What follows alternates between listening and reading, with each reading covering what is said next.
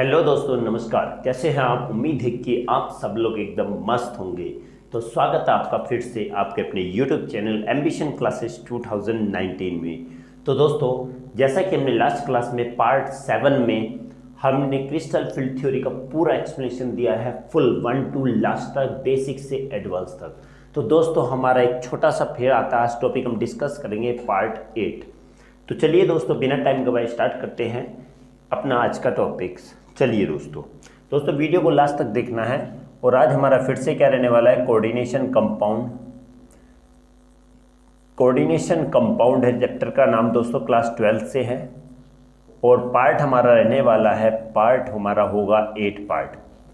चलिए दोस्तों, 8 पार्ट, अब 1-2 पार्ट और मैक्सिमम आएंगे और हमारा पूरा चैप्टर दोस्तों खत्म हो जाएगा। चलिए दोस्तों, आज हम कुछ बात करते हैं फिर से चैप्टर के कुछ टॉपिक को लेकर। दोस्तों, हमने जैसे कि लास्ट क्लास में डिस्कस किया था क्रिस्टल फील्ड थ्योरी। तो दोस्तों, आज बात करते हैं क्रिस्टल फील्ड थ्योरी के क्या ड्रॉबैक्स के बारे में। क्या उसकी ड्रॉबैक्स है, drawback of crystal field theory. Crystal field theory बोले तो CFT के हम क्या बताएंगे दोस्तों, आज हम इसके बारे में बात करेंगे, कुछ इसके ड्रॉबैक्स के बारे में।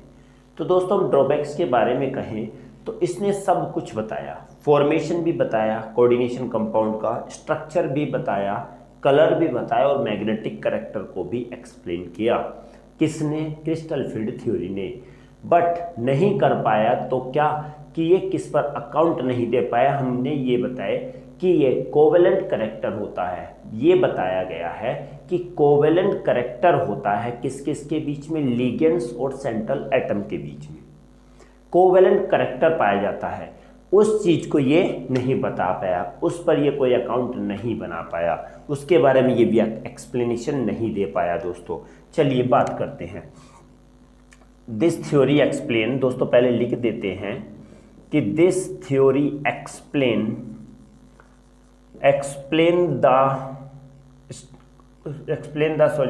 Structure, okay, structure, formation, colour and magnetic character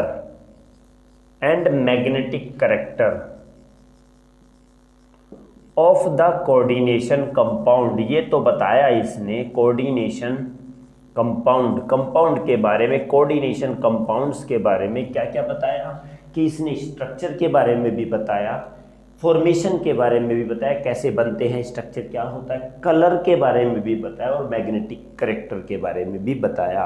but it does not give account, it does not make account for the formation of, for the covalent character between the central atom and the ligands। बस यही इसकी main drawback थी दोस्तों, important drawback यही थी कि ये किस किस के बीच में, सेंट्रल एटम और लिगेंड्स के बीच में कोवेलेंट कैरेक्टर पर कोई भी अकाउंट नहीं बना पाया, उसके बारे में ये एक्सप्लेन नहीं कर पाया कि कैसे होता है, क्यों होता है, इसके पीछे रीज़न क्या है, उस चीज़ को एक्सप्लेन नहीं कर पाया दोस्तों। हो गया, इस पर भी एक्सप्लेन हो गया। अब एक पॉइंट लिखते हैं कि दिस, ठीक है, this limitation is sought out by ligand field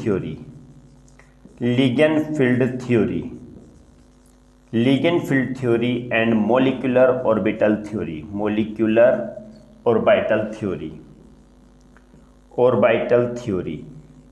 इसका दोस्तों सॉल्यूशन भी हो गया कि पहले तो देखिए क्या बात आती है कि ये क्या बताती है, ये स्ट्रक्चर को एक्सप्लेन किया इसने और किसको, स्ट्रक्चर को, फॉर्मेशन को एक्सप्लेन किया इसने, कलर को एक्सप्लेन किया, मैग्नेटिक कैरेक्टर तक को इसने सब एक्सप्लेन कर दिया। बट ये अकाउंट नहीं बता पाई, उसको एक्सप्लेन नहीं कर पाई कोवेलेंट कैरेक्टर को। किसके बीच में? सेंट्रल एटम और लिगेंड्स के। लिगेंड और सेंट्रल एटम के बीच में कोवेलेंट कैरेक्टर को ये एक्सप्लेन नहीं कर पाया था। ये फिर बाद को एक्सप्लेन किया गया कौन सी थ्योरी के अंदर? एक तो लिगेंड फील्ड थ्योरी और मॉलिक्यूलर ऑर्बिटल थ्योरी के अंदर इस वाले पॉइंट्स को भी, इस लिमिटेशन को भी सॉर्ट आउट कर दिया गया है। इसका भी सॉल्यूशन निकाल दिया गया है कि क्यों होता है, कैसे होता है। ये है हमारा दोस्तों लिगेंड फील्ड थ्योरी और मॉलिक्यूलर ऑर्बिटल थ्योरी में। दोस्तों बस इतना ही क्या था, ये क्रिस्टल फील्ड थ्योरी का इतना ही ड्रॉबैक था। तो दोस्तों जल्दी से स्क्रीनशॉट ले लीजिएगा। बात करते हैं हम अगली एक और टॉपिक के बारे में। दोस्तों अगर जो नए हैं चैनल पर तो प्लीज़ सब्सक्राइब जरूर कीजिएगा और ज़्यादा से ज़्यादा वीडियो को शेयर कीजिएगा और लाइक करना तो भी दोस्तों आपके लाइक बिल्कुल भी नहीं आते हैं। प्लीज़ लाइक तो जरूर कीजिएगा, एटलीस्ट आपको समझ में आता है, अच्छा लगता है तो लाइक तो दोस्तों कीजिएगा, एटलीस्ट लाइक तो कर ही सकते हैं। और अगर किसी क्वेश्चन में डाउट है, समझ में नहीं आता तो प्लीज़ कमेंट में हमें जरूर लिखिएगा। अपने जो भी सजेशन है, जो भी कुछ है दोस्तों, प्लीज़ कमेंट बॉक्स में जरूर लिखिएगा। You are most welcome to write anything in the comment box. Okay, चलिए दोस्तों बात करते हैं अगले क्वेश्चन के बारे में। अगला किस टाइप का, अगर एक टॉपिक है दोस्तों, बहुत अच्छा टॉपिक है। चलिए दोस्तों एक टॉपिक आता है हमारा स्पेक्ट्रोकेमिकल सीरीज। क्या है दोस्तों स्पेक्ट्रोकेमिकल सीरीज? दोस्तों ये एक ऐसी लिगेंडों की सीरीज होती है, ठीक है। लिगेंडों की सीरीज क्या मतलब कि देखिए अलग अलग लिगेंड सेंट्रल एटम से अलग अलग तरीके से इंटरेक्शन होता है। कोई ज़्यादा स्ट्रेंथ से पकड़े हुए होता है, कोई कम से स्ट्रेंथ से पकड़े हुए होता है। किसी की पकड़ सेंट्रल एटम से ज़्यादा होती है, किसी की कम होती है।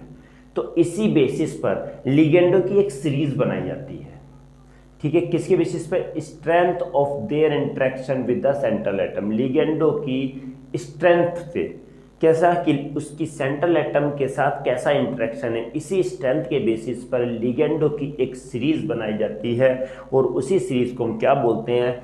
स्पेक्ट्रोकेमिकल सीरीज बोलते हैं। चलिए बात करेंगे डेफिनेशन की। It is defined as the list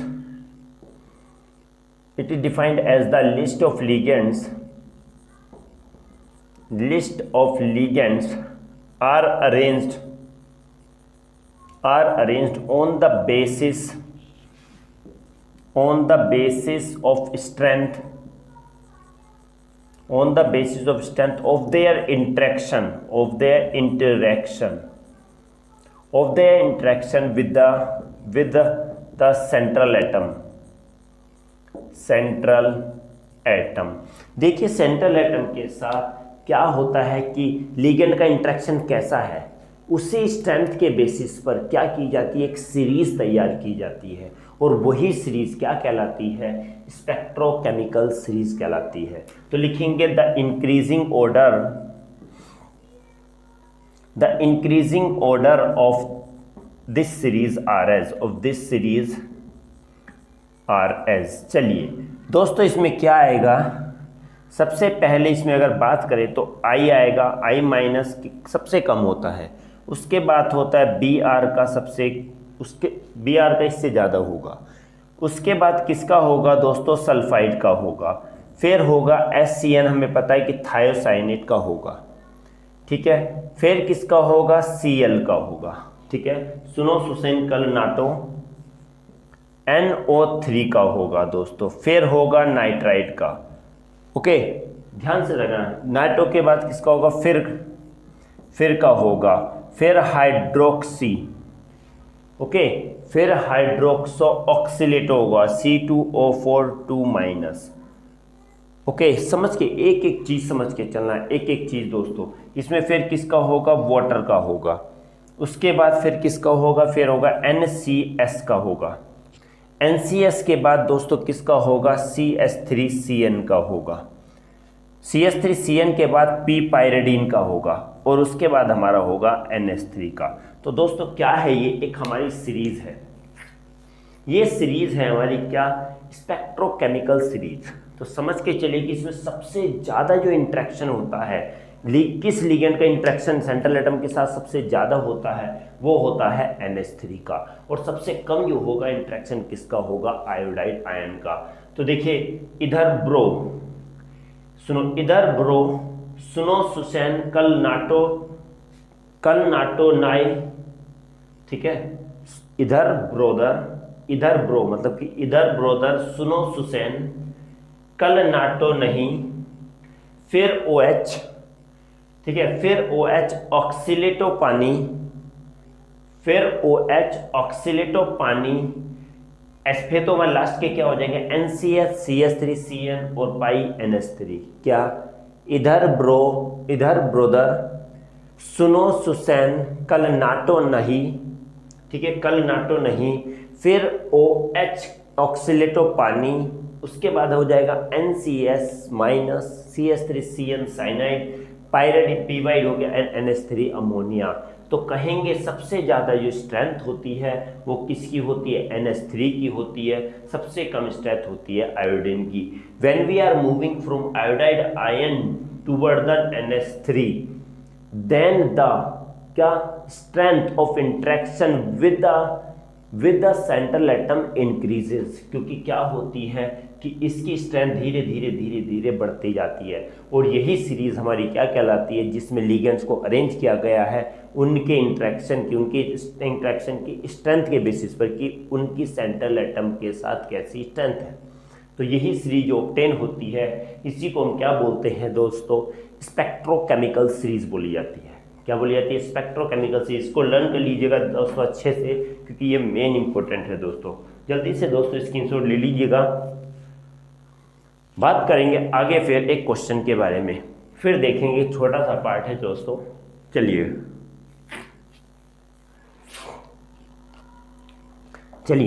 समझ में आया होगा दोस्तों। चलिए बात करेंगे अगले एक और टॉपिक के बारे में।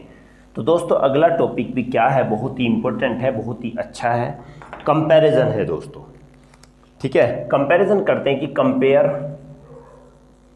Compare week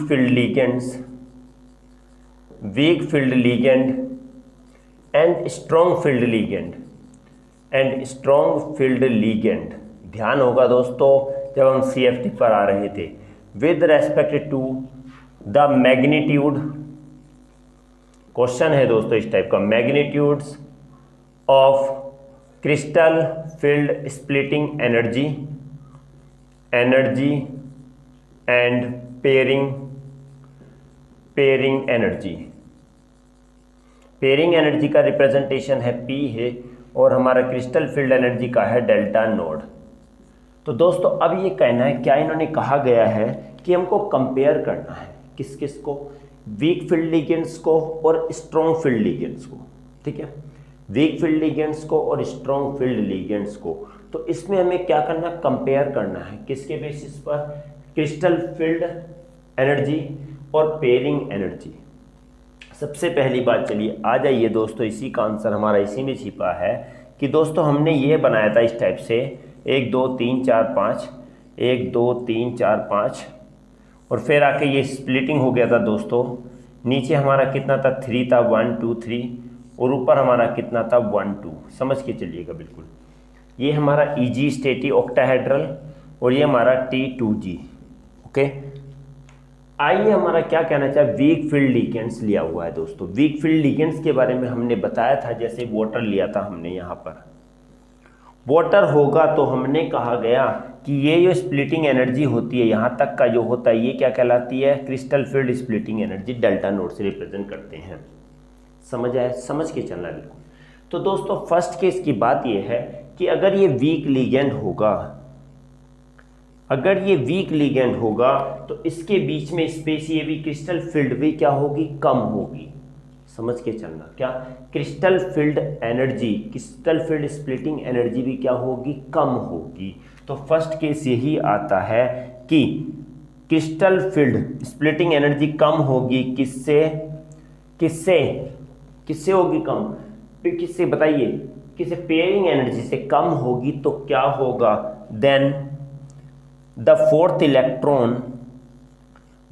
electron is filled in the field in the EG orbital. देखिए दोस्तों, ये पहला केस है। क्या पहला केस ये था कि अगर ये वीक लिगेंड है तो इसकी एनर्जी क्या होगी, कम होगी, किसकी, डेल्टा नोड, मतलब क्रिस्टल फील्ड स्प्लिटिंग एनर्जी कम होगी। ये कम हो जाएगी किससे, पेयरिंग एनर्जी से कम होगी। तो हमने बताया था कि यो इसमें क्या होंगे 1 2 3, तो फोर्थ इलेक्ट्रॉन कहाँ भरा जाएगा, ईजी में फोर्थ इलेक्ट्रॉन भरा जाएगा। क्या भरा जाएगा, ईजी में फोर्थ इलेक्ट्रॉन भरा जाएगा, एनर्जी कम होगी। तो अगर ज़्यादा एनर्जी होगी तो पहले ये पेयरिंग होगी, उसके बाद यहाँ जाएगा। समझ के चलना दोस्तों, ओके।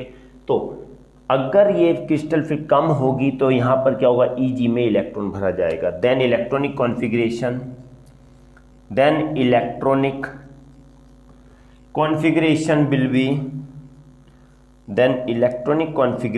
विल बी क्या होगी, T2G कितना था दोस्तों, T2G में कितना 3 एंड EG का हमारा कितना आ गया 1। तो इसका ये इलेक्ट्रॉनिक कॉन्फ़िगरेशन होगा, ओके। या फिर आगे लिखेंगे लिगेंड्स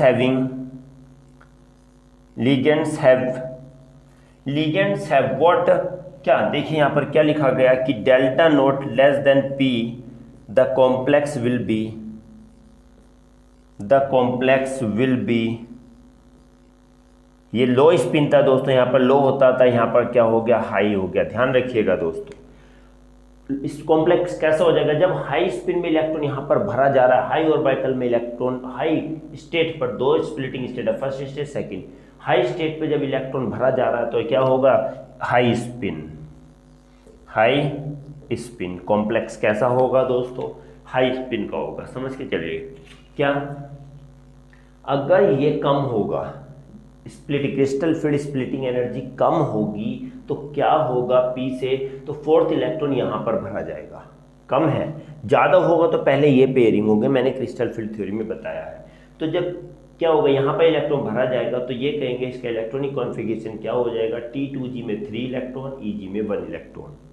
और ये कहते हैं कि लिगेंड्स हैविंग, अगर किसी लिगेंड्स में डेल्टा नोड यानी क्रिस्टल फील्ड स्प्लिटिंग एनर्जी कम है P से, तो कॉम्प्लेक्स कैसा होता है दोस्तों, हाई स्पिन का होता है। कैसा कॉम्प्लेक्स होता है, हाई स्पिन का कॉम्प्लेक्स होता है। ओके दोस्तों, चलिए दूसरी बात करते हैं। दूसरा मैं यहाँ लिख देता हूँ, स्पेस नहीं है। चलिए दूसरा केस क्या है, दूसरा केस क्या, if delta node greater than P। तो देखिए अगर क्या होगा, यहाँ पर स्पेस बढ़ जाए, नहीं पहले ये बात वो करेंगे, पहले दोस्तों नेक्स्ट टाइम में करेंगे अगली बार में, तो पहले कर लीजिए दोस्तों, जल्दी से फटाफट स्क्रीनशॉट ले लीजिए।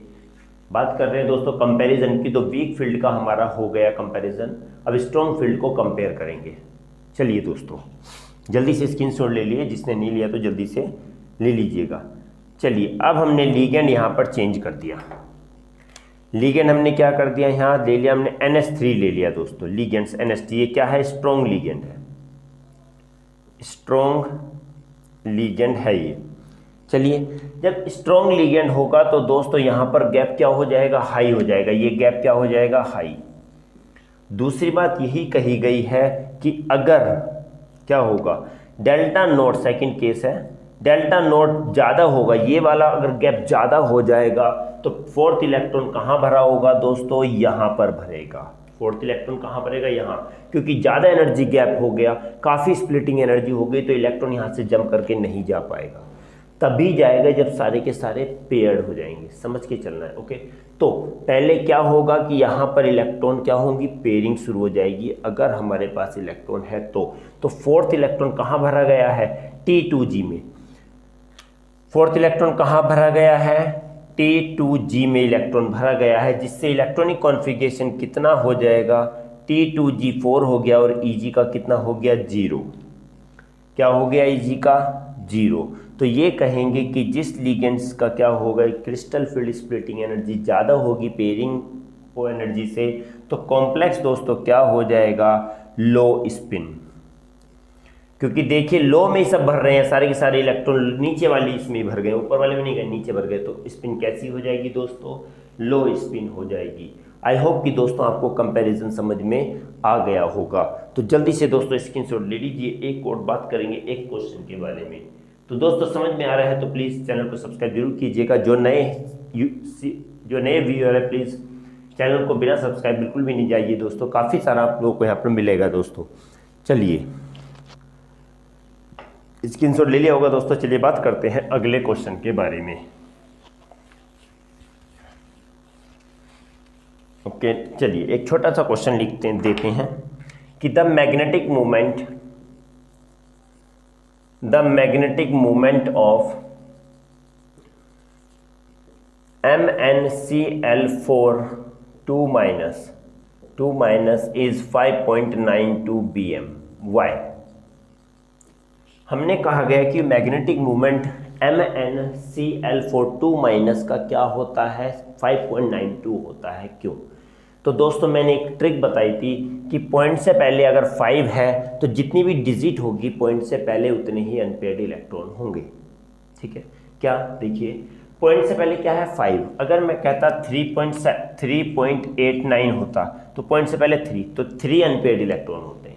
तो इसमें कितने अनपेयर्ड इलेक्ट्रॉन है, 5 अनपेयर्ड इलेक्ट्रॉन है दोस्तों। लिखेंगे in this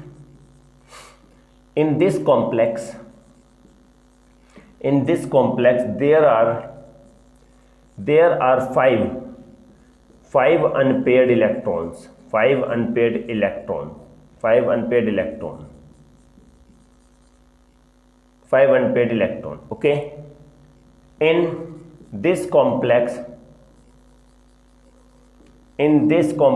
Mn2 plus has what, sp3 hybridization,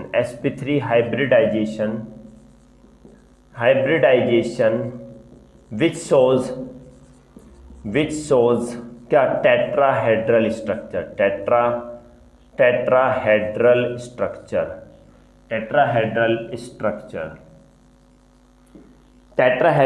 structure and tetrahedral structure क्या शो करता है, टेट्राहेड्रल स्ट्रक्चर करता है। ओके चलिए दोस्तों सिंपल सी बात आ गई है क्या कि इसमें DsP2 शो नहीं करता, उसकी बात हम करते ही नहीं है। इस कॉम्प्लेक्स के अंदर कितने अनपेयर्ड इलेक्ट्रॉन है दोस्तों, कितने अनपेयर्ड इलेक्ट्रॉन, 5 अनपेयर्ड इलेक्ट्रॉन है। और कहते हैं कि इस कॉम्प्लेक्स के अंदर क्या Mn2 प्लस जो है ये क्या है हमारा सेंट्रल एटम। इस सेंट्रल एटम के अंदर, ठीक है, इस सेंट्रल एटम दोस्तों एक बात और यहाँ ऐड कर लेते हैं, in this complex central atom